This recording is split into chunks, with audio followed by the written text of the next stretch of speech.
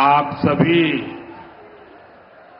विकास के इस उत्सव में इसके बाद ध्यान से सुनिएगा, क्योंकि इससे बड़ा मजाक कुछ हो नहीं सकता। सुनिएगा। इतनी बड़ी संख्या में आए हैं। अगर ये इतनी बड़ी संख्या है तो फिर पटना की जनविश्वास महारैली के महासैलाब को क्या कहेंगे। इधर आदिलाबाद में मोदी की नजरें मुश्किल से 2-4 हजार लोगों को अपार बताकर अपनी झेप मिटाने की कोशिश कर रही थी, तो उधर पटना में दसियों लाख लोगों ने धरती के चप्पे चप्पे को ढांप लिया था। अब ध्यान से देखिए, आदिलाबाद में जितने भी लोग हैं कुर्सियों पर बैठे हुए हैं, और कुर्सियों के पीछे जहां लोग खड़े नजर आ रहे हैं वहां लोग खत्म। तो ये कितने लोग होंगे? मुश्किल से 5,000, बहुत मुश्किल से। दूसरी तरफ पटना में तेजस्वी, राहुल, लालू, दीपांकर भट्टाचार्य, मल्लिकार्जुन खड़गे की रैली में पूरा गांधी मैदान खचाखच भरा हुआ था। उसके चारों तरफ की सड़कें भरी हुई थी, गांधी मैदान की तरफ जाने वाली सड़कें भरी हुई थी। पटना की रैली के सैलाब का दबाव मोदी की नजरों में साफ नजर आ रहा था। वो बुरी तरह खींचे हुए थे। वो जानते थे कि मैदान सरासर खाली है, लोग नहीं आए हैं, लाख बुलाने के बावजूद नहीं आए हैं, और इसलिए उन्होंने मुश्किल से 5,000 लोगों को अपार बताकर यह झूठ फैलाने की कोशिश की कि बेहिसाब लोग आए हैं। लेकिन अपनी इस आदत का ढिंढोरा भी खुद ही पीट दिया। कुछ लोग आदत से मजबूर होते हैं। क्यों क्यों क्यों? ये क्या बोल गए मोदी जी? ऐसा आत्मज्ञान? जरा जवाब सुनिए और सोचिए कि ऐसे अपनी बखिया कौन उधेड़ता है। मेहनत करने की कुछ आदत भी कम होती है। इसको कहते हैं दुर्दांत ईमानदारी। नमस्कार, आदाब, सत श्री अकाल, जय भीम, जोहार। मेरा नाम है नवीन कुमार। मोदी का झूठ पकड़ा गया है। हालांकि यह बोलना कितना बुरा है कि मोदी झूठ बोलते हैं, लेकिन वो बोलते हैं और एक ही भाषण में पकड़े भी जाते हैं। इससे पता चलता है कि मोदी क्या बोलते हैं इस पर उनका कोई नियंत्रण नहीं है। चलिए जरा इसको समझते हैं। नरेंद्र मोदी तेलंगाना के आदिलाबाद में एक सभा को संबोधित करने पहुंचे थे। इतना प्यार देते हैं, इतना आशीर्वाद देते हैं, मैं आपका बहुत आभारी हूं। मोदी बार बार खुद को ही एहसास दिलाने की कोशिश कर रहे थे कि वो तेजस्वी यादव की रैली के बिल्कुल दबाव में नहीं है, और वो जो बोल रहे हैं दिल से बोल रहे हैं। लेकिन ये बात वो भी जान रहे थे कि सामने जो नजर आ रहा है और वो जो बोल रहे हैं उसमें आपस में कोई रिश्ता नहीं है। लेकिन इसके बाद वो लड़खड़ाना शुरू हुए तो फिर संभल नहीं पाए।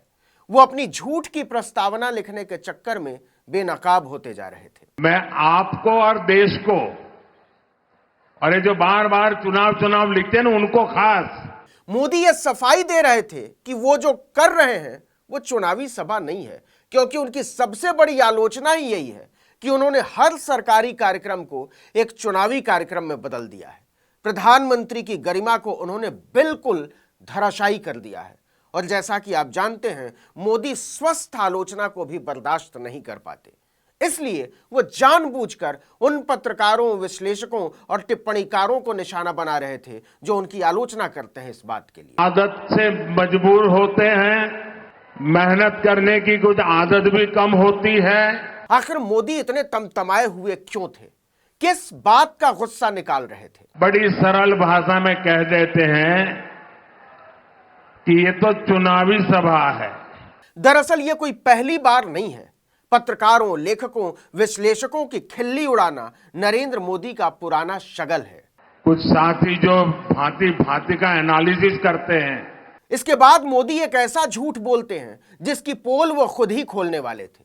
मोदी ने जोर देकर बिल्कुल साफ शब्दों में कहा, जरा समझो, ये चुनावी सभा नहीं है। फिर से सुनिएगा, मुझे नहीं, मोदी जी को।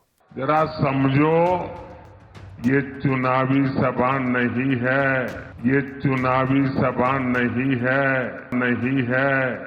मोदी खुद भी जानते थे कि यह झूठ है, यह चुनावी सभा ही है, लेकिन वो इस झूठ को जनमानस में बैठा देना चाहते थे कि यह चुनावी सभा नहीं है, और इसके लिए वो अपनी लफ्फाजियों को नया आयाम दे रहे थे। चुनाव की तो अभी घोषणा भी नहीं हुई है। क्या नेता है मोदी जी, कितनी प्यारी बातें करते हैं। वो जताना चाहते थे कि यह चुनावी सभा नहीं है, विकास की पार्टी करने आए हैं। पार्टी विकास का जो उत्सव चल रहा है, ये विकास का उत्सव मनाने आया हूं। समझ रहे हैं विकास का उत्सव जो मणिपुर की निर्वस्त्र महिलाएं मना रही हैं, पर्चा लीक का वर्ल्ड रिकॉर्ड बनाने वाले योगी आदित्यनाथ के उत्तर प्रदेश में जो लाठी खाते नौजवान मना रहे हैं, या फिर छत्तीसगढ़ के जमीन से बेदखल किए जा रहे आदिवासी मना रहे हैं, उसी का जश्न मनाने आदिलाबाद पहुंचे थे मोदी। उत्सव मनाने आया हूं। तो मोदी जी कह रहे हैं कि इसको चुनावी भाषण मत बोलिए, चुनावी सभा भी मत बोलिए, पार्टी बोलिए। जैसे अंबानी की शादी पार्टी चलती है ना, बर्थडे पार्टी चलती है, वैसे ही मोदी जी की डेवलपमेंट पार्टी चलती है। मेरी बात से आप सहमत है ना? सहमत है ना? तो चलिए मान लिया कि यह चुनावी भाषण नहीं है, यह चुनावी सभा भी नहीं है, बिल्कुल नहीं है, 100% मान लिया। मोदी ने कहा कि पूरा देश बोल रहा है। क्या? तेलंगाना के गांव गांव से आवाज आ रही है, नौजवान भी बोल रहा है, बुजुर्ग भी बोल रहे हैं, महिलाएं भी बोल रही हैं, शहर वाले भी बोल रहे हैं, किसान भी बोल रहा है, मजदूर भी बोल रहा है। क्या बोल रहा है देश? क्या यह बोल रहा है कि यह चुनावी सभा नहीं है और मोदी जी विकास की पार्टी मनाने आए हैं, वोट मांगने नहीं आए हैं? लेकिन जब उन्होंने कहा कि यह चुनावी सभा नहीं है, उसके सिर्फ 6 मिनट और 22 सेकंड के बाद अपनी पोल खुद ही खोल कर रख दी, अपना झूठ खुद ही खोल कर रख दिया, अपनी बात खुद ही बेनकाब कर दी। की बार 400 पार। तो जो मोदी केवल 6.5 मिनट पहले कह रहे थे कि यह चुनावी सभा नहीं है, चुनाव जब होगा तब होगा, चुनावी विश्लेषक कान खोलकर सुन ले वगैरह वगैरह, वही मोदी बार बार चीख रहे थे कि हां हां यह है चुनावी सभा। तो क्या हो गया? डंके की चोट पर बोल रहा हूं कि वोट दो, वोट दो, वोट दो। अब की बार यही नहीं, उन्होंने कोई ढकी छिपी बात नहीं की, सीधे सीधे कहा कि बीजेपी को वोट दो और जम कर दो।